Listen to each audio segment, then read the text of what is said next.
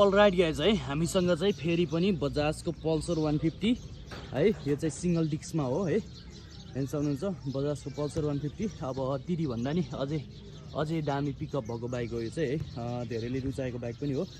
17 मोडलको sorry 17 को 19 मोडलको one and bike है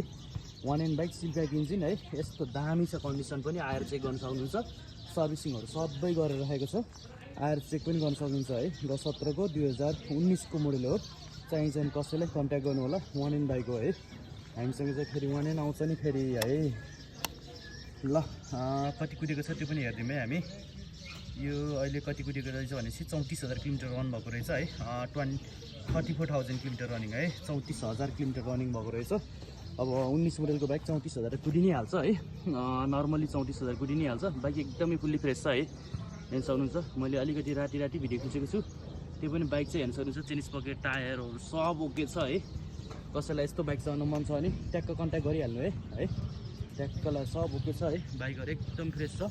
केही खर्च छैन बाइकमा है दुईटै टायर ब्रान्ड न्यू नै छ है खर्च केही पनि छैन 2019 को मोडल हो स्टिकरहरू पनि एकदम राम्रो खालको हालिदिएको छ हामीले है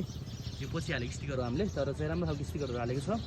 एकदमै बवाल छ सिंगल डिस्क हो यो चाहिँ है यो सिंगल डिस्क हो तर धेरै जस्तोलाई चाहिँ यो डबल सिट भएको मनपर्छ नि त त्यही भएर डबल सिट बनाइदिएको हो हामीले खर्च केही पनि छैन है एकदमै फ्रेस छ आएर चेक गर्न सक्नुहुन्छ है यसको चाहिँ सर्भिसिङहरू सब गरेर राखिसक्यो आएर तपाईँले चेक गर्न सक्नुहुन्छ र म यसको स्टार्ट गरेर साउन्ड पनि सुनाइदिन्छु है त ल किको ला हो यो चाहिँ है दामी छ फ्रेस है